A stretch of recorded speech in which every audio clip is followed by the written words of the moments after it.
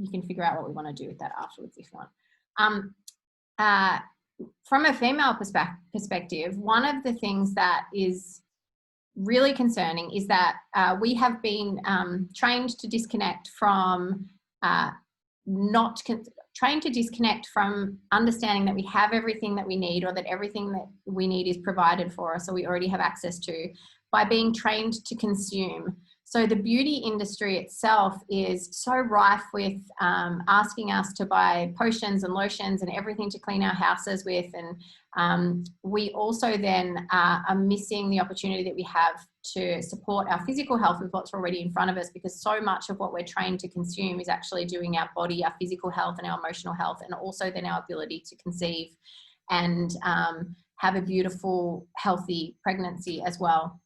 So what we want to do is we want to get to a point in our lives where we can build a beautiful foundation of wellness, that we can hear our bodies and connect with our bodies, that we can give them this space to actually do what Mother Nature has designed them to do, which is that they rest, restore and reset on a nightly basis, or whenever we sleep.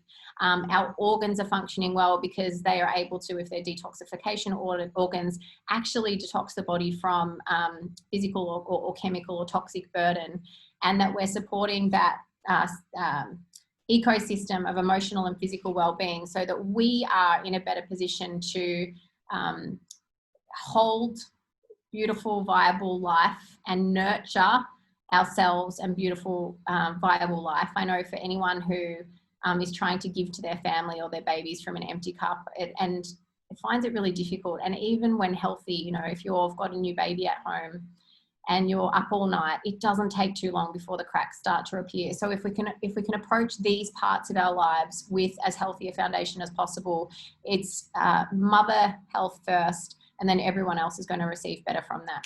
So one of the things that it's the simplest way of, this is freaky actually when I look at this, because this is probably a fraction of how toxins show up in our lives. Sorry, Alice, sorry to interrupt you, but the slides have not been changing. We're still stuck on your... This is really weird. Can you see me scrolling down? Not at all, no. Can anybody, I'm going to just see if I can make this bigger. Can anyone else see me scrolling down? What's the slide that you've got at the moment? You might, when you said you were going to switch to Canva, I don't know if it did, so you might need to just share the Canva screen, because we're stuck on the other one. That's really awkward. Hang on. So let me switch to, that's so awkward. Okay, let me go to desktop. This should work. No. Sorry guys, it's happening. I'm going to make this happen. Desktop one, Google Chrome, Keynote, here we go. Oh no, can you see that now?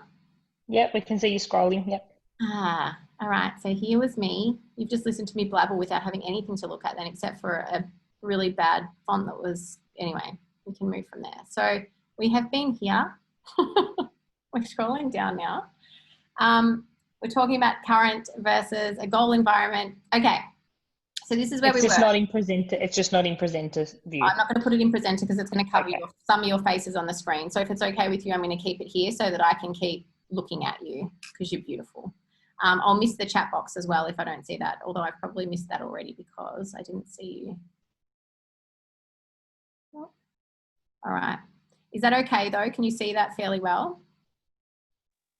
Yep, all good. Thank you. Whomever that is, I don't know who that is, so thank you so much. It's Rafaela. Babe, how are you? I'm just interrupting on behalf of everyone, but I could see other people commenting, so I thought I'd better tell you. Where is my chat box? One brave soul, Rafaela. Let me try and find the chat. Why can I not see it?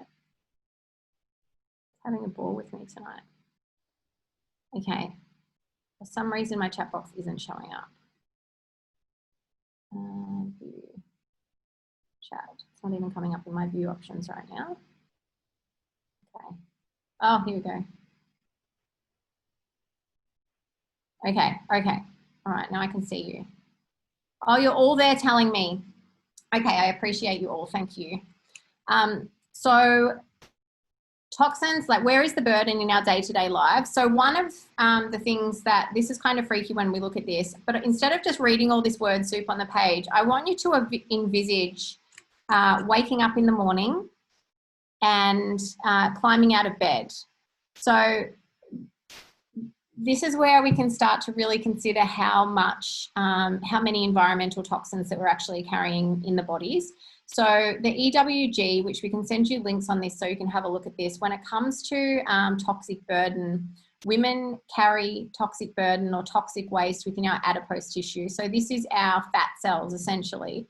And women have a number more fat cells than men do because we are, from a biological perspective, the baby bearers and the baby feeders. And so we have more fat cells around our hips, around our breasts, and it's all being designed that way so that we can nourish our babies whilst also being able to support our own natural wellness. However, if you've ever put, for any of you who use essential oils already, I know I can see Irina on the call, if you've ever wanted to mix an essential oil with something to make it go further, you'll use a fat to do so. And the reason is because when an essential oil is a chemical constituent, when you mix it within the fat, it sticks within that fat. And so what's happening when the female body is, and male body as well, this is everything that we talk about tonight can also reflect on a partner if you're looking to conceive with somebody, or if well, it would always be if you're looking to conceive with somebody who you're living with, or whatever the case may be. So this is for everybody involved, but it's going to cling into those fat cells. So those toxins are going to be stored in that adipose tissue. So for women, it means that we can literally walk around with a toxic burden. Oh, you've got a friend waiting to jump in. Okay. They're all admitted. Okay. They're going to cling to that fat. So the fat cells, the adipose tissue. And so what happens is that we can actually carry those toxins around for even years in our life. And the EWG has run some studies in the USA, which shows that on average, a newborn baby has over 200 chemicals to be found within their cord blood. So this is chemicals that they've received in utero, which is quite incredible. And they come from many different places. So some of those chemicals will come from the toxic burden or toxic load that a mother already carries within her body. Some is going to come from food. Some is going to come from pollutants and air that she breathes throughout her pregnancy, things that she puts on her skin. But if we picture for a moment that we've just gotten out of bed in the morning, we would think in a disconnected model that we've yet to use chemicals that potentially could do damage to that fertility and our hormones. But if we're climbing out of bed in a pair of pajamas that have been washed in surf laundry detergent, sleeping between sheets that have been washed in Omo or surf laundry detergent, then we literally from bed to bed are unable to get away from those toxic chemicals. And so from getting out of the sheets, taking them off, jumping in the shower, shampoo, conditioner, soap, shaving cream, hop out, or cleanser, toner, moisturizer, hair detangler, hairspray, makeup, deodorant.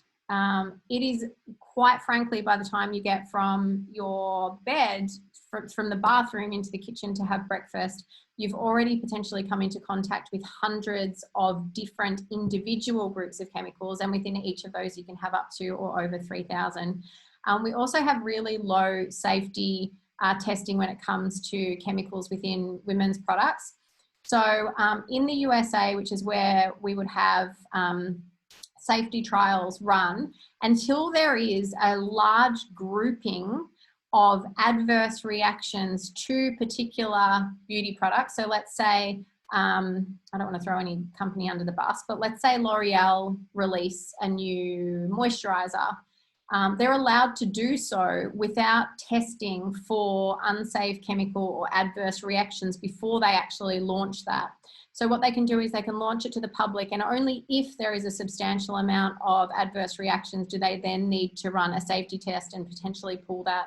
But within the actual products themselves, they typically have upwards of over, or they've given the space to, under the Trade Market Secrets Act, store up to or over 3,000 toxic chemicals within those products without actually having to label them for you.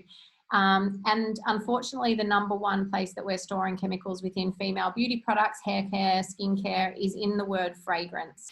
And so anytime you look on the back of a bottle and you see the word fragrance, within that one word, you could have up to or over 3,000 different chemicals. You won't typically have that amount, but that's the amount that they're able to store within there.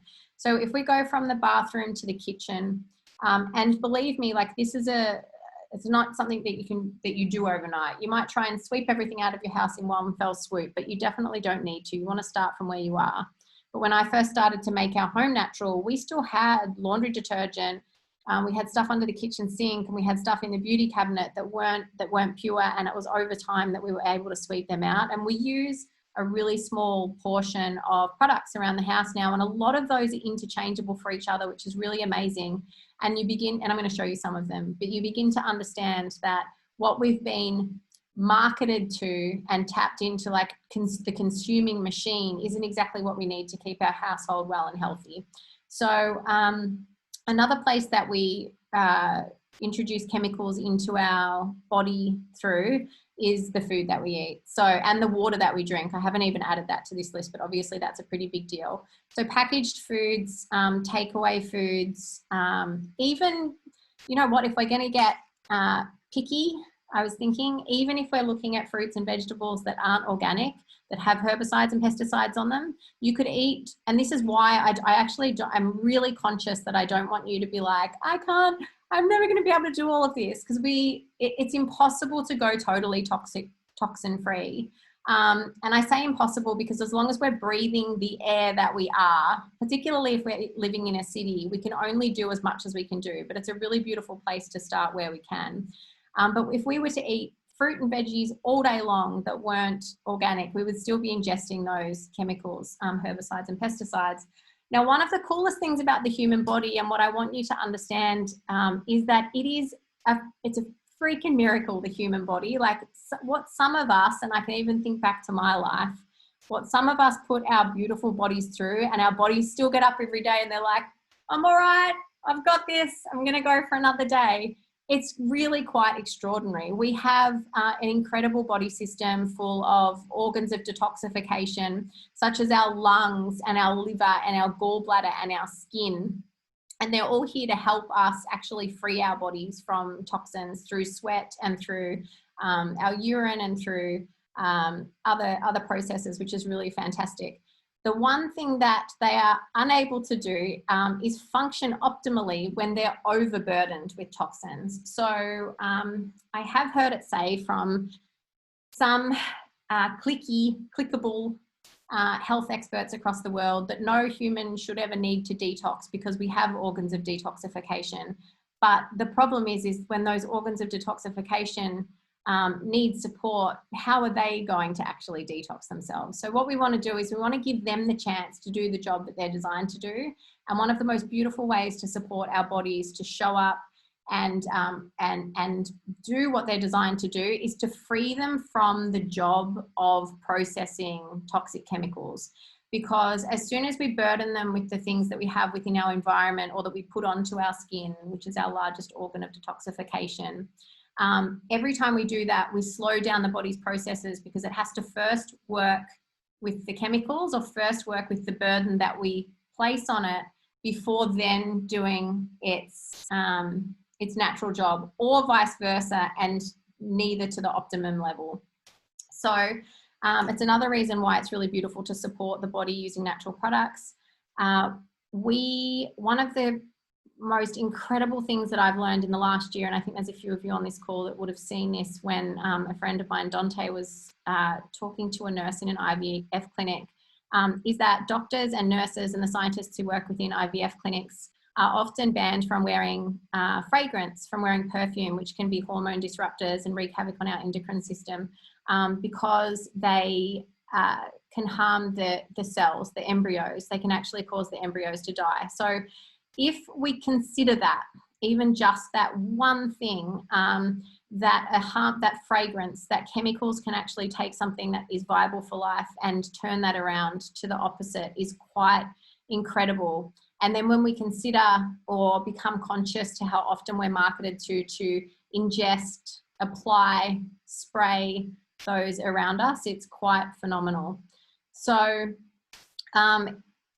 when we consider human life, if we look at these pictures here, these are my daughters. So this is Ruby here, and this is Holly, and this is my niece Remy, and my sister Haley, my twin sister. So she's pregnant at the moment. So if we look at this picture here, so my niece, my twin sister, my daughters, and my sister's preggers again now, within my own mother's womb, all of us were in there, which is so amazing. Like every one of us. My own niece was next to me in the womb where I was with my mother, and also my babies within their ovaries, and my niece's babies were also in there with us. So if we consider, when I think about that, and we wonder why sometimes we have intergenerational trauma and we're like, but I don't even know that person, or I haven't even spent time with them. Like we have such a connection with the people who are in our family tree. Of course, when my sister and I were in my mother's ovary, she was within my nan. So we were also within my nana as well, which was quite amazing. So we have this opportunity to begin to improve the life and health of our future generations. So I think Gen Y is the first generation in history which is forecast to have a shorter life expectancy than that in front of us. And the key reason for that is lifestyle factors, and that includes the environment and our diet, our functional wellness, our healthcare or sick care, whichever we choose. And I feel like we're in the right spot to be focused on healthcare here. Genetics, there's the phrase, and I do believe based on epigenetics that we can change our genes, but that our genes load the gun and our lifestyle pulls the trigger. So all of us sitting here today have that opportunity to focus on creating a more natural lifestyle, so that for us and our next generations and their next generations, they have a healthier, more optimum way of thriving. Okay, so I'm not going to touch too much on this, but from a toxic burden perspective, from an environmental perspective, the big things that we're going to start to show up in the body, we're talking about fertility here. And so infertility is one of the fastest, it's one of the fastest rising, I don't even know whether to call it a condition, of within men and women across the world. So not only are women's, is fertility decreasing in women, but fertility is decreasing substantially in men as well. And I think in some cases and in some places at a faster rate than women. And of course, we need two beautiful, healthy souls to come together to make those babies. So this is as important for the dads as well. But those toxic burn-ins can create huge hormone disruption, autoimmune diseases, which can be in their tens, of course, a myriad of them, and then microbiome issues as well. So the microbiome is also not just in our gut, it's also in our mouth and in our vagina as well. And so upset microbiome within our female reproductive organs can also cause and minimize or create an area where it's tougher to get pregnant or to experience that viable pregnancy. So things that show up when we are not supporting the health of our immune system and the health of our reproductive system through natural options are things like poor digestion, skin conditions, moodiness, anger, depression, anxiety. Fatigue's a really big one, and these tend to show up when we have issues of our immune system or autoimmune issues, which will tend to coincide with some type of hormone or thyroid disruption and can increase the risk of infertility as well. So I'm not going to be too much longer, Steph, and I'm going very fast here, gang. It's so easy to swap things. It really is. I think for you, what I really want you to understand, like I said, is I don't feel guilty for all the bad decisions that I've made in my life. I wouldn't be here as I am today if I haven't made a lot of them. But there's no doubt in my mind that, my daughter Holly, who's 10 in December, she was conceived. I had to stop clubbing because I got pregnant with her. So she was conceived in a part of my life where I wasn't my healthiest. So I just want you to all come from a place of knowing that you start from where you are. You can start simple. That we all have been our own way and had our own paths. And so don't beat yourself up about anything, but we can start really simple and start really small. You can decide on one room in the house, or you can decide on your physical body to start there. But small decisions are going to make a really big impact for you. So when we talk about crowding out dodgy stuff to crowd in the good stuff, One of the ways we look at it from a toxin perspective is washing out. So there are studies that have shown that if we take someone who's existing in kind of the machine of the consuming of the beauty products and the environmental toxins and the packaged foods and all of this type of thing, and we put them into a natural environment, organic environment, and feed them good, healthy food, that we actually experience what's called a chemical washout of their body. And you can do this over days or over weeks or over months, but you can definitely do it and you will feel the impact that it has on your life. So it's really simple things like swapping your cleaning and laundry products for natural solutions. I brought them in here so I can show you. I'll just freak you out with the size of this. You can start to get, this is a local one from up here. So this is our laundry, this is our dishwashing liquid. It's just an eco one. It's, as you can see, actually, when I start to hold all of these up, you'll start to see there's no labels really. This is vinegar. This is our dishwashing liquid. This is my dishwashing powder. So this is a jar of natural dishwashing powder from the Source Bulk Foods. And we just have, I usually have a bottle of essential oil floating around in there, either tea tree or lemongrass or something cheap and cheerful. And then I use that. That's just from the Source Bulk Foods. What else do we have? Dr. Bronner's, which you can use for a cleanser, a shampoo. I mean, there's a million words on here that tell us what to use. I'm sure there's people who are using Dr. Bronner's in here. But the simplest tools and things to use, we use a bench spray. So this is literally vinegar and essential oil, that's it. And we've used nothing but these products. So I've got vinegar and essential oils, natural dishwashing liquid and essential oils, the Source Bulk Foods and essential oils, and that's for our cleaning products, and that's all that gets used in our house. We put hot water and essential oils in our mop bucket. When it comes to beauty products, perfumes are some of the most damaging for women. We tend to spray them directly on our glands as well, or our lymph nodes, I should say. So they offer you such a beautiful way of adding pure fumes or natural fragrance to your life as well, which is awesome. And you can certainly get lots of beautiful different plant perfumes. And I can tell you for a fact, I have never had more, and probably some people on this call could too, never had more compliments on how I smell until I started to wear natural perfumes. People understand when it's synthetic versus natural, and it's a much more beautiful aroma that can work with our human body and our hormones. And when we're using essential oils, actually, depending on where we are in our cycle, or even when we're pregnant as well, we're going to jam we're going to jam with different smells. So we're going to introduce different aromas into our life, and they're going to maybe smell a little bit different on us depending on what our hormones are doing at the time. So you can make your own perfumes really, really easily. I also make my own nighttime serums. So you'll start to be able, they're so simple. This is literally jojoba oil. I call it the tits because I actually rub it on my décolletage as well. So I call it the tits. It's got blue tansy essential oil, pomegranate seed oil, and jojoba in there. And you can start to use these things really, really easily. So I could get a small, so as I've said, one of the things you'll notice is there's no labels on them. It's because we're not paying for the marketing machine that is designed to kind of tether it to us and get us out of that connected model. When we start to focus on natural support, then we're going to be in so much more of a better place. Now, one of the things I've noticed, and Steph, I'm going to close in less than a minute. One of the things I've noticed that I can tell you since I've started to use natural products, so I probably would have thrown out our last chemical product 2.5 years ago maybe, and it probably would have been, my husband used to love he used to buy a brand of dishwashing liquid. That might have been the last one, and I started to really notice the smell, and it began to get really, really heavy on me.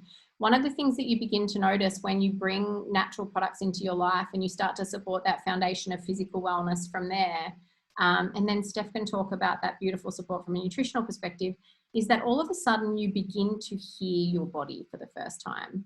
So, I mean, I don't drink anymore, and I don't take drugs anymore, and maybe I run too much sometimes, and maybe I use that to numb out, but I don't have a lot of things that make it hard for me to hear my body now. And so one of the things I really want women to do is to lean into as natural as possible when it comes to their nutrition and their food and their environment, because it's phenomenal what happens when you can hear your body talk to you. So Now when I have a headache, you know, I can understand exactly to go to the peppermint oil or to go to eucalyptus oil or to go to lemon oil instead of popping a synthetic over-the-counter medication, which can have an effect on us and our fertility as well. And being able, and especially in times like this year where things feel really tough, being and having agency over yourself, when maybe it feels like there's decisions being made for us that are out of our control, knowing that we're making those empowered decisions for our health and wellness and that they can be so simple is incredibly empowering. And I can send you information on recipes and natural solutions as well within an email tomorrow so that you have that at hand. But if you did want to get your hands on anything to do with the essential oils, then I can send you some info on that. But really we have a home essentials kit, which is pretty much what every home should have regardless of wants or needs. And there's cleaning oils, emotional support oils for anxiety, tension, stress, sleep, immune support, respiratory support, digestive support, musculoskeletal support, all of that type of jazz. So if you wanted to ask me any questions about it, regardless of if you've already got them or not, I'm here from you. And Steph, I'm sorry, that's probably the quickest I could ever go, and I'm going to hand it over to you. And I'll man the chat box if there's anyone asking questions. Awesome. Thank you so much for sharing your wisdom. Certainly takes the detox part out of my conversation. No, we definitely didn't plan. Obviously, we didn't plan this first. Hang on. Let me make you the host. Cool. Can I do that? Yeah. I think you should be the host now, so I may not be able to touch anything anymore. Oh, hang on. I'm going to stop sharing my screen too. Cool. Are we good to... Okay, so I can spotlight my video. Oh, awesome. There you go. Yeah, cool. All right. So, so obviously, thank you for being here because it's so incredible to have a nice group of like-minded women to get together and discuss what is such an incredible topic. Now, I want to give you a bit of context first because everyone's at their own point in their journey, and what I'm going to speak to is the ideal scenario and timeline, but that doesn't mean that if it doesn't fit right, like perfectly in your timeline, if you're close to family planning, it doesn't matter. It's all about doing what you can in the lead up to conception and really understanding that conception is more than just folate. And, you know, I'm simplifying things, but largely what we've done in the West up until now is been told to take our Elevate or the equivalent, and then we've been told, you know, what to avoid, like alcohol and certain foods. And there's really not been a greater understanding about what the preconception journey could look like. So I want to start from a 6-month timeline if possible. But like I said just before, if you're looking to conceive sooner than 6 months, that's okay. We can make that timeline work for you. But I think one of the most important concepts that's not discussed enough is the microbiome. So as Alice said, we have a microbiome in our gut, but it essentially runs all the way through from our oral nasal cavity down to our vaginal microbiome. And when we're pregnant, the research around whether we're passing our microbiome onto the baby in utero is actually quite conflicting. We see both sides of the coin. So that's probably a little bit more stay tuned when we consider the research. But what we do know is if you have a natural birth, then you're passing your microbiome onto baby as he or she comes out the vaginal canal. And if you have a cesarean birth, then you're passing your microbiome onto baby the moment you start breastfeeding. And so obviously a big part of the preconception journey is making sure that we have an incredible microbiome because that's what our child is going to inherit. Now, the microbiome is important for lots of reasons, but just to keep it quite top level, the microbes that inhabit us, that we host, they digest our food. So one of the things that we see a lot in newborns, and, you know, not always, but of course, some feeding challenges, like challenges in digesting breast milk. And whilst it's not the entire solution, I think we can connect the dots that when your baby has a really incredible microbiome, you're more than likely to have less feeding issues because they've got the microbes to digest the breast milk. The other thing to consider is that when we talk about the immune system, which of course is such a hot topic right now, and rightly so, well, where is our immune system? It's not an organ that we can locate like our heart or our liver. Our immune system is all the way through us, and 80% of it is in the gastrointestinal tract. So that's the immune cells that line the gut. So of course, if we have a really robust microbiome, we also have a really strong immune system, and then we can pass that on to our baby. And it's pretty obvious as to why that's important. And certainly in 2020, more than ever. So of course, things like toxins impact our microbiome, but there are lots of other things that can mean that we don't have an incredible microbiome. And to understand what our microbiome looks like, it's nice to do a little bit of a trip back in history, because if you were a natural born baby and if you were breastfed, then research shows that you establish your biome from a very young age, versus either a cesarean birth or a baby that wasn't breastfed.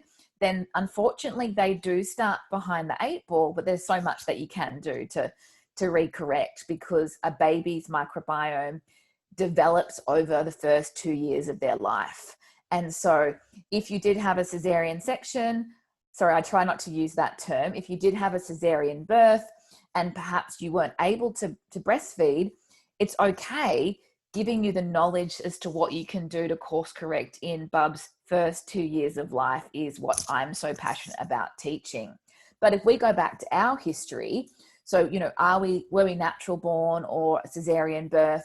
Were we breastfed or formula fed? And then what was our antibiotic exposure like as a little one? Because a lot of us come from the generation before we knew about antibiotic resistance. And I know my mother had all good intentions.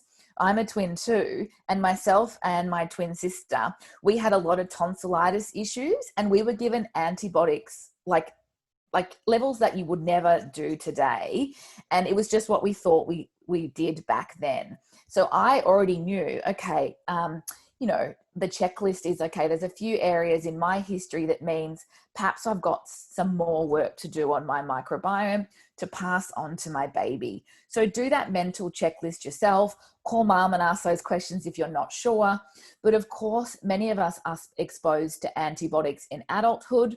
And then some of us have been taking the oral contraceptive pill or different versions of contraception, and they are known microbiome disruptors. So, you know, there's the toxins, there's our childhood, there's our adulthood. It's hard to meet someone that hasn't been exposed to something that might impact their microbiome. And that's not to be doom and gloom. That's to, again, acknowledge how important it is and why perhaps it is a good idea that we consider this 6 months out rather than 1 month out, or rather than when we're pregnant. Now, the next layer to this is certainly if you wanted to understand more about your microbiome. So what I do with my mothers to be, and some fathers, of course, is microbiome testing. So we have incredible technology that's called metagenomic sequencing, which is done from a stool sample in the privacy of your own home, sent off to the lab for analysis. The report circles back to your practitioner, and it's this beautiful map of your microbiome to truly understand what that internal ecosystem looks like. And the reason why I try to get mamas to be to do this early is, I'll just give you one example. If you identify that you have a bacterial overgrowth like candida, which is a term that most people are familiar with, you can treat that with herbs quite quickly, but they're not herbs that are approved in pregnancy. So if you're not pregnant, you can do a really lovely herbal protocol to remove the candida, replenish the beneficial microbes, and then you can be really course correcting and building this robust microbiome with things that you can't do when you're pregnant. Now, I've certainly worked with mamas that are already pregnant that still want to do stool testing, but it's just a different process because we can only use certain ingredients that have been approved in pregnancy, and it is a little slower, but it can still definitely be really beneficial. Now, the testing is unfortunately not funded by Medicare. My dream one day is that we'll all be entitled to at least one microbiome test per year through Medicare. The testing is $349 and that goes straight to the lab. But for a lot of clients of mine, it's something that they wish they did years ago, because they might have spent lots of money on, going to the doctors and getting trapped in that polypharmacy, or trying lots of different supplements for IBS and so on and so forth. And then when they do their tests, like I'm thinking of a client that I was working with on Tuesday, the one regret they have is that they didn't do it earlier. And so I encourage you to at least be thinking about your microbiome. And the good news is whether or not you test, the big part of the conversation is, of course, what you eat. Because if you're eating a diet high in refined carbohydrates and sugars, you're feeding a microbiome that is more inflammatory, and you're feeding microbes that are essentially potentially pathogenic if they grow out of control. So if they crowd out your beneficial microbes, versus a predominantly plant-based diet that's predominantly whole foods with lots of fiber, then you're creating this beautiful anti-inflammatory environment that you're feeding your biome so it is as robust and diverse as possible. And then of course that's what you're going to pass on to bubs. So I don't want to simplify it, but it really does acknowledge the power of whole food, which I'm sure I'm preaching to the choir here, but I do think that fiber is under celebrated, although the microbiome conversation has really brought that to the forefront, because every piece of research that you see coming out about the microbiome is fiber, fiber, fiber. So I'm loving seeing all the new literature that's being released. So the other thing when we talk about gut health is, of course, probiotics. And you're probably all familiar with probiotics, whether you've taken them before, like a Inner Health Plus, or you're using food-based probiotics like kefir or kombucha or sauerkraut or kimchi. So, we don't need to overdo food-based probiotics, because they are actually they can be quite high in our colony forming units. But it's really important to be consuming a source of a probiotic food per day. So it might be as simple as you adding a couple of tablespoons of your favorite fermented vegetable to a salad. And if we're talking about detox, one of my favorite ingredients is beetroot. And when you ferment that, it becomes rich in those beneficial microbes. You put it on your salad or with your omelette, and you're looking after your microbiome and you're eating more plants. And it's a really cheap and great, natural way for the whole family to be starting to nourish their microbiome. You probably have all heard of broth as well. So obviously if you're plant-based, this won't apply, but bone broth is one of the OG, the original superfoods. So it's rich in glutamine, gelatin, and collagen. So it's not feeding your biome, but it's ensuring the integrity of the biome. So whenever I talk about gut integrity, I always do this with my hands, because essentially your gut wall should look like this. It's a fly screen with tiny little holes, so nothing gets in and nothing gets out. But for lots of the reasons that we have discussed, like our history, our antibiotics, our oral contraceptive pill, our toxins, our stress, our gut wall gets leaky. So it's like a fly screen that has big holes in it. And that causes a whole host of issues like inflammation and potentially infections or bacterial overgrowths. And so broth is what really seals up the gut. So you can use broth in your slow cooker, in your curries, in your stir fries, but naturally you're only going to get as much as you will in a serve of that meal, versus you building a beautiful routine where every afternoon you sit down with your cup of broth and you create a ritual around that, acknowledging how important it is. And I'm not sponsored by this brand, but Gevity is spelled Gevity. And they've created a range of broths that are flavored. Most people are pretty polarized by broth, and it's quite meaty. And it's not everyone's favorite. But what Gevity have done is they've got lemon herb, turmeric, miso, beetroot, etc. And so they've got these flavored options where all you need to do is add a teaspoon of the paste to your mug of hot water and drink one serve every day. So there's some really great top level gut health ideas for you, and start as soon as you can, start tomorrow.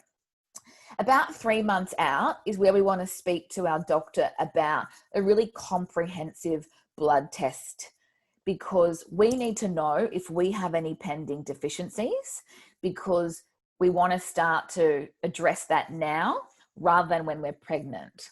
One really common example is iron deficiency. Because by 20 weeks, you're literally sharing your stores, you're halving your iron. We very often see iron deficiencies. And then in later stage pregnancy, like T3, the requirement for iron infusions, which is in most cases unnecessary if the deficiency was identified earlier and if we were doing something about it before we got to the stage where hemodilution kicks in and our stores are naturally depleted.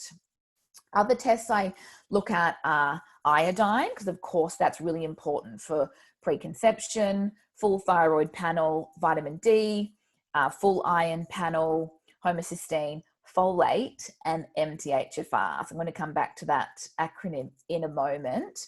But essentially, the blood test is what allows us to make sure that our cup is full and that we're starting our pregnancy journey as replete as possible, which I think is quite obvious, but, you know, again, not discussed enough. The MTHFR conversation is a big one.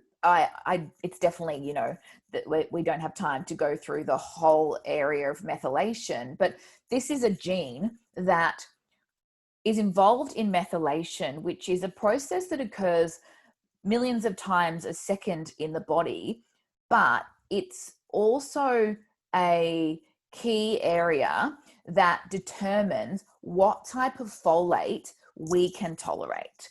So not so much dietary folate, which of course we want to be eating with our dark leafy greens, nuts, seeds, and organ meats if you're brave. But MTHFR is a common genetic polymorphism, which means the gene is potentially not working optimally, which for about 50% of the population means that we don't tolerate synthetic folic acid very well, i.e. Elevate. So I hate to bag the brand. I know they've done incredible things in the preconception space, but I cannot understand why they're still using synthetic folic acid when we know that there are far greater forms of folate that do the same thing in terms of preventing neural tube defects, spina bifida, cleft palate, spinal cord development, nervous system support, which we take from 3 months prior to conception. So I don't understand that, but we definitely need to be looking at, firstly, our folate bloods, but then a really high quality prenatal vitamin. So our blood test leads us there, but we do know that we need to be taking either what is folinic acid or methylfolate. So again, there's still folates. So there's still that really important nutrient that we need preconception, but they're much greater absorbed. And then there's no concern about an issue with that synthetic folic acid if we were to have an MTHFR polymorphism. So again, just one brand that we use in the clinic is the brand Eagle, and the specific product is called Tressos Natal. So it contains the 400 micrograms of activated folate, which is a pretty typical dose for a prenatal, but it also acts like a multivitamin, so smaller amounts of iron, D, zinc, iodine. So some of these key nutrients that we've been talking about that we do get from a whole food diet that we often need more in our preconception period. Now, the prenatal conversation or the prenatal vitamin conversation becomes just a little bit more complicated because most of the brands that are good are practitioner only. So they're not ones that you can grab off the shelf like Elevate and Blackmores are, etc. So I'll have another look and see if there's anything that's been that's been released more recently. But if you're yet to start your prenatal, you can certainly reach out to me and I can set you up with a virtual script. That's easy peasy, but it's just not something that you're probably going to find at the local pharmacy unless, of course, they are a little bit more integrative. someone's just posted, Eagle is available at Me Vitamins. So hot tip, maybe you can Google that after our call this evening. Hey, Steph, just as you're the host at the moment, is there any chance you could scroll up and see if there's anyone in the waiting room? I think there might be one person. Oh, here we are. So Yes. also, I don't know, I know that you have like a preconception or pregnancy course that you do. Does that include the list of bloods that you would recommend? Yes. Yeah, okay. And I'm totally happy to share that. That's absolutely fine. It's just a little bit more complicated. Like, we can go there now. I'm just really conscious of time.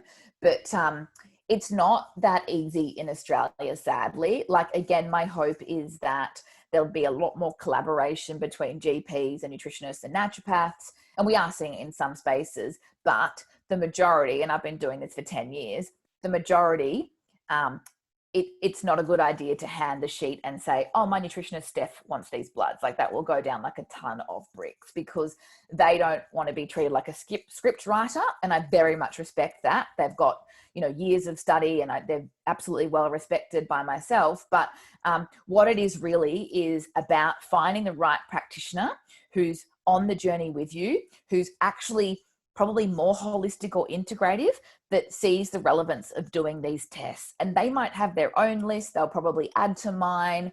But if your doctor doesn't want to do it, truthfully and quite bluntly, find another doctor. This is your baby.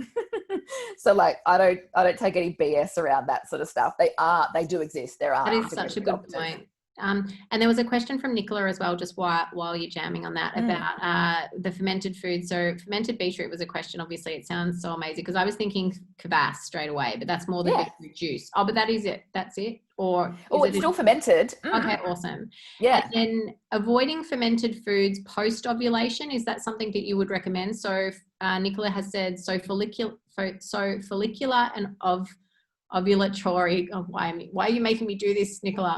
Getting late.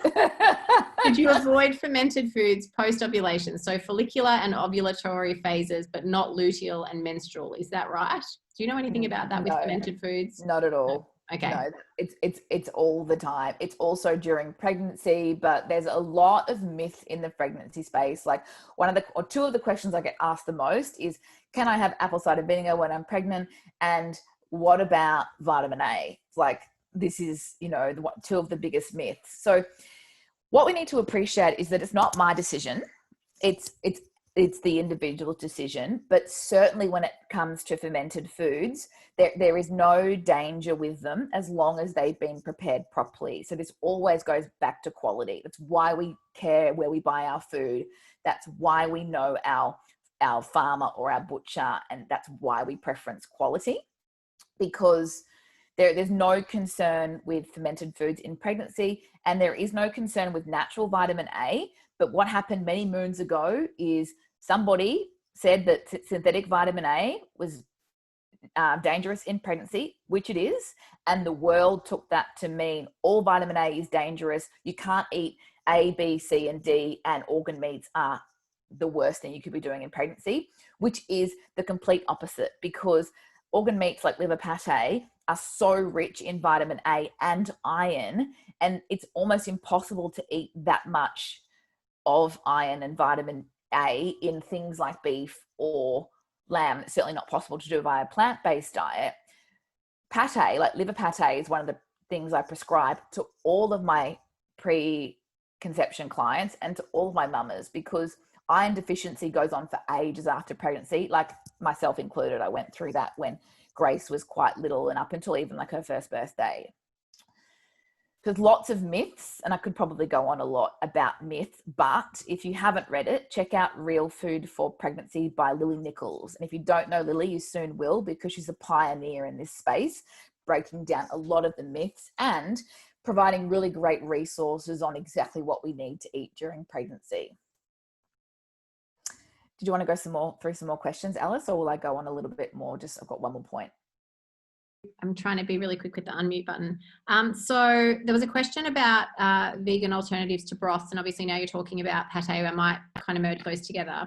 So when I'm thinking about broth, obviously there's a lot of beautiful minerals in it, but I'm thinking about your junctures that you're talking about within the gut and digestive system. So that ability that the broth has to kind of heal and seal. So would you recommend something like kelp and is it psyllium husks, or what would you recommend for a vegan version of something that's going to help to heal and seal the gut? Yeah, so the way we do it for plant-based is via the precursors like vitamin A or vitamin C. So it's complicated, like because gut health is so vogue and broth has become so vogue, naturally we're seeing vegan broth, but it is an oxymoron. With all due respect, vegan broth doesn't exist, right? But what we can do is take the precursors that produce collagen. So we don't actually take collagen because it's animal based, but we can make sure that we're using the A's and the C's. So you can actually also take glutamine. So you'll see some supplements like the one we use in clinic is called Glutagenics. And I would do that for a client who is plant-based, or even someone who's still like new to broth and wants to kind of, meet me halfway essentially. So it is possible, but there's no equivalent. And there's certainly no vegan equivalent to pate. No, I was going to say, and when you were talking about, say, beef and lamb not holding the same iron, same amount of iron, were you referencing the muscle meat versus a liver pate, or just in general? So say a beef liver capsule, which I know a lot of people are taking, is that still a good option, or would you want it to be another type of liver? Look, I think it's always about meeting the client or talking to you guys about like where you are. So like not everyone likes liver pate. Like I am obsessed with it, and Grace eats it off the spoon. But I also understand that, there are people that are plant-based, or they have different ethical views, or it's a convenient conversation. So we just need to remember that in the whole food form is always going to be best, no argument, full stop. And then if we need a compromise, we will always be able to find something. So some of my clients take liver capsules, and Pete Evans does a really great brand. And then to answer the other part of your question, it's muscle meats. Like in the West, we've eaten muscle meats and thrown the rest away. Whereas nose to tail, which is where those organ meats come in a lot, is actually where we get far more nutrient density. And you only need to eat, if you visualize a normal cheese wheel for me, that's 200 grams. You only need to eat about that much per week to get enough iron. I mean, it's relative to your stores, of course, but it's not a lot because it is so nutrient dense. So it's bang for your buck, right? Oops, hang on. I think that's where we can get torn, is that we imagine that if we're eating meat or animal products, then we're having the meat and 3 veg every single day, but it's absolutely not the case. And it's why, I've worked with Helen for a while, and obviously she is focused on a functional diet as well. It's why when we do see a lot of women, and not for all women, so obviously, but when we do see women leaning towards a vegetarian or even a vegan diet, when the cracks do start to show, and if they do, it can take quite a substantial amount of time, because the body has that ability of storing those, what it needs from the meat for a while, so that then by the time we get to that point where we might be fatigued, or we do have that hormone disruption, or we begin to suffer from moodiness, or even, depression or anxiety, emotional stresses, we're not tying it to the change in diet because it's already been that amount of time. And Jess also said she loves pate, but she thought it was unhealthy. So I'd love to hear your take on we eat what we eats, or the quality of. Yeah. I wonder why you thought it was unhealthy. I wonder if it was the whole butter and sort of saturated fat conversation, though, because the comments are hilarious, by the way. You guys are great. I mean, look, I think we've demonized certain foods because we've been in the convenient society, and we've been in the low fat world, and our poor saturated fats have been demonized rightly for 5 decades. But think about what your great grandmother ate. Like my mum loves to tell the story that her mother, so my grandma, she was always super lean. Unfortunately, she smoked, so that's why she passed away. But she always used to eat the butter and like lick the fat off her lamb chops. And, then we went into this crazy, ridiculous carbohydrate era where fats were banned. And now we're slowly coming out of it. But it's such a battle because a lot of us, our generation, grew up that way. Like I went on the craziest low-fat diet when I was a teenager, and many of my clients have done different degrees of that. So we have to unlearn, but we just need to remember if your great grandmother ate it, you're pretty close to, it being whole food that's got a low degree of human interference, that naturally has a high degree of nutrient density.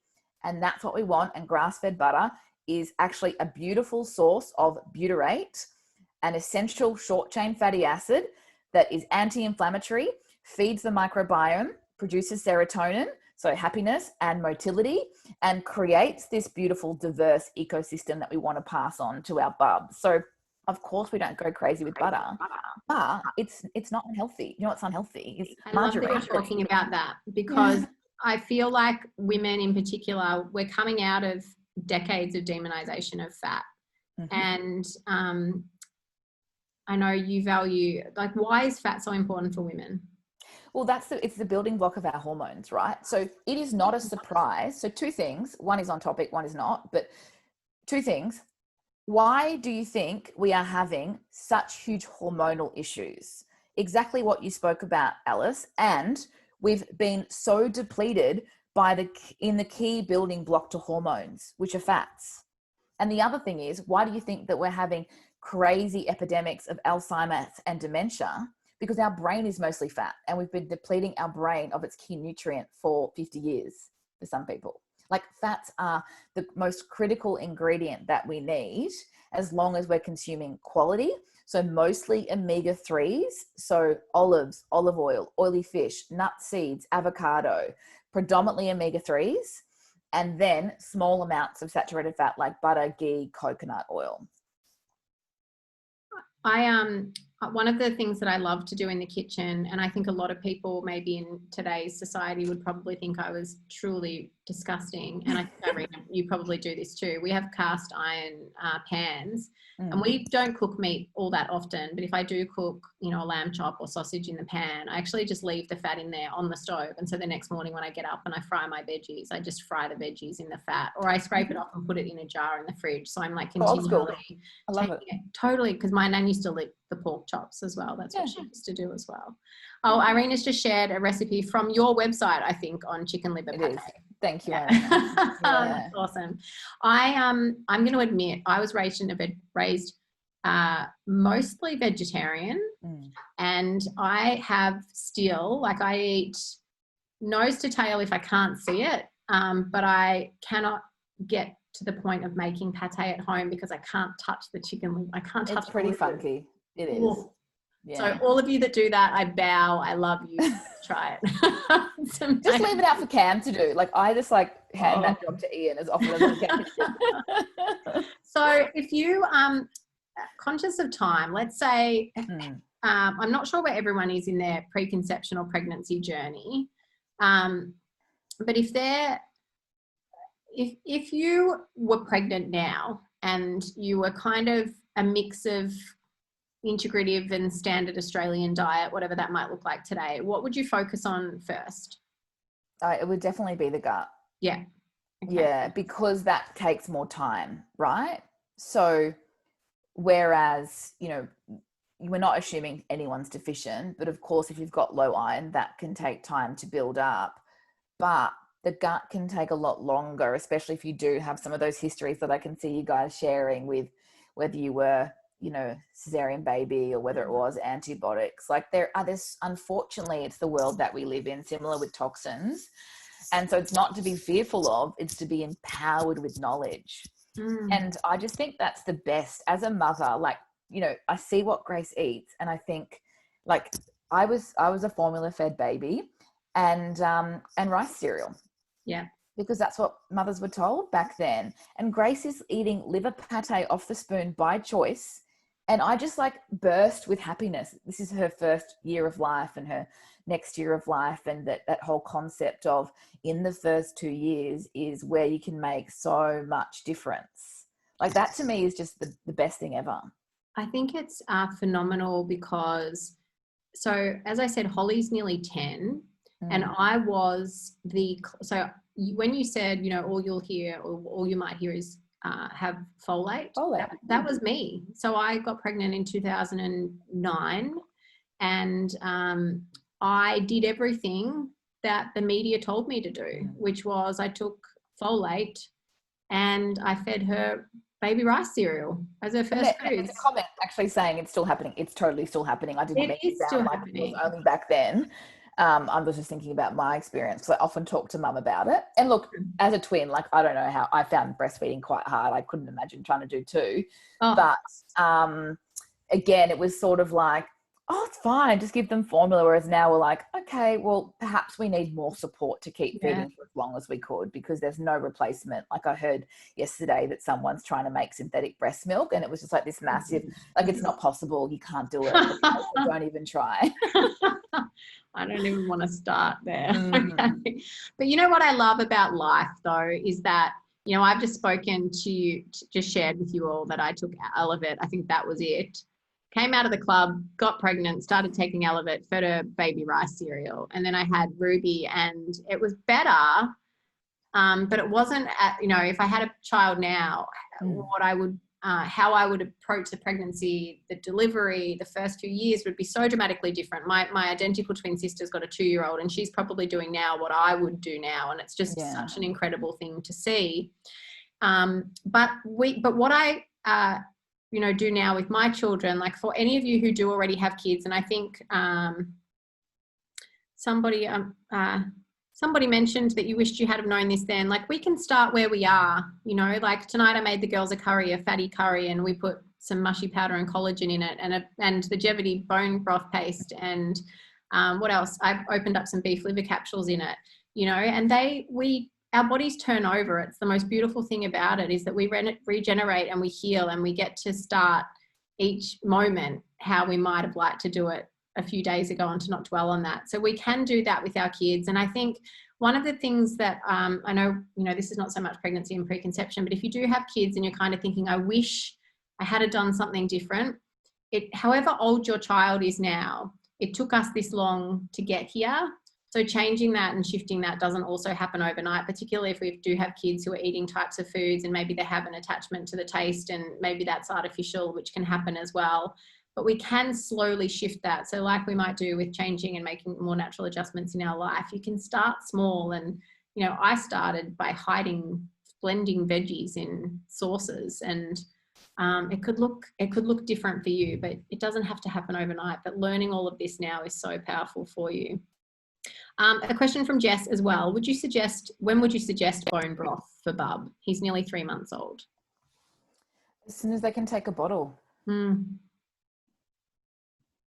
Yeah. It's interesting. You'll remember it when Bubba Yum Yum was released. I think vitamin A. I remember that. It's for sale, so still. But there was the conversation about bone broth, or it was a liver-based broth, I think, or a pate maybe. There was something with vitamin A in it. It was a liver-based broth. Yeah. And it was torn to shreds by the media. We've had some interesting times now when we look back and we think of things that are happening this year that some really fantastic information has, you know, it's been trying to be shut down for a while, where we're coming back to that kind of beautiful natural teaching. Well, I absolutely lost what I was going to say. But yeah, the broth scenario. I know my sister actually, depending on how, I think he's 3 months old, you said, my sister would freeze during summer in particular. She would freeze bone broth cubes and then she would put them in like one of those little mesh feeders, smashy things, the sucky things, and then Remy would actually just suck on that. Kids are phenomenal because, like you said, with your daughter eating pate off a spoon, children have this innate intuition of what their bodies need. And don't you find that sometimes if you give them something, they will almost, what we would maybe classify as an adult, of think of binging on something, but it's not so much. It's just their body's telling them they need some type of nutrient and they are going to get it in whatever way they can and have as much of it as they need. Absolutely. And it was Ian that first pointed that out to me, which is interesting because it can sound a bit woo-woo, and my husband is so far from woo-woo as possible. And he made a comment about how much pate she was eating, and I was like, you're right, like she needs iron right now. Like a 6-month-old has iron requirements greater than an adult male. Really? Like think about that for a second. Yes. That's amazing. It's insane what they need, right? And she's telling you that's that connectedness. And then this is, so interesting. It's powerful. Really powerful. Okay, so I will try not to keep you too much longer. Michelle has asked, she's got anemia and she usually just has low ferritin and now really low hemoglobin. Any tips to build this up? Iron tabs affect my gut and now have to have another iron infusion. This is also the first time I am referred to see a hematologist. Oh, and I have MTHFR, both genes. And she's loving your conversation, by the way. Yeah, awesome. So a lot of what we've discussed would be really suitable for you, Michelle. So it does start with the gut, because this that I was talking about, like if your gut's like that, you won't be absorbing any of, like not any, that's dramatic, calm down, Steph. You won't be absorbing your food as well as you should be. So you're not getting the most out of your food. So looking at things like broth, we always prescribe broth for someone that's obviously not plant-based to start to address iron deficiency anemia. And then we need to look at adding in like some good quality beef or lamb or liver pate if you prefer to do it that way. But what I will say on the iron supplement area is that they have come a long way. Like almost everybody associates iron supplementation with constipation. And that is true when it's iron oxide, which is like your Theragrads and your more PBS or pharmaceutical type products, versus using an iron chelate or an iron bisglycinate. Very rarely do they cause constipation. And we do alternate day dosage, which is highly tolerated by anyone who's had previous gut issues. So you can do double the dose every second day. And fairly new research, I think it came out in May this year, showed 36% greater absorption. So you're going to get a lot more out of your supplement by alternate day dosage, but definitely start with those foundations that we've covered this evening. That's amazing. And so from Julie, C. diff infection last year. I feel like it's so interesting. There'll be a lot of similar responses, I think. C. diff led to SIBO and leaky gut diagnosis. A year of rebuilding also may have histamine issues too. Worried my issues will be passed on to my future children. And all of this has led to my postponing getting pregnant. And this happens a lot. And that's what I sort of alluded to at the start about the timeline. I guess one negative, it's not really a negative, but it can change things. If you get a gut test and things aren't great, but you're desperate to get pregnant, what you then have is knowledge that is probably going to push out your timeline, and you need to be okay with that. So there's that side of it. And I don't change anyone's timeline. That's never up to me. It's usually the decision that, you and your partner would make. But if you've had SIBO, which is small intestinal bacterial overgrowth, so it's like an upstream issue, it's in the small intestine and there's an overgrowth there. It doesn't always mean that your whole microbiome is imbalanced, but I would be doing a comprehensive, like a GI map. It's called a complete microbiome map, or maybe metabiome, and having a look at the whole ecosystem, because you might find that it's quite good. So I wouldn't necessarily worry straight away, but I would consider getting some more information first. So Irina, I'll go back to your question in a second. I've got somebody here with a history of bulimia and fear of pregnancy. Do you suggest same modalities? So would you look at naturopathic or nutritional support and bone broth, collagen, fermented foods, etc.? Yeah, so I mean, some of this is going to be outside the scope of nutrition. Like, it's totally fine. It's actually advised to have like a team of professionals. Like when I was pregnant, I certainly had an acupuncturist as well that I worked with. I had a hypnobirthing, I had a midwife, so you get your people around you. That's so important, because it takes a village. And so if you do have some fears around weight gain and your history of bulimia, that's definitely looking at some psychology and other sort of more, mental health support. But it is about nourishing your body, because I can tell you until the end of time what to eat, but it's not until you experience the firsthand benefit. So certainly baby steps, but you could start by setting a goal of having one broth a week. So 1 cup of broth a week. And the incentive to keep going is how different you feel. And that's only by a little bit of trust in what I've shared with you guys, but committing to making those small changes and then experiencing the benefits firsthand.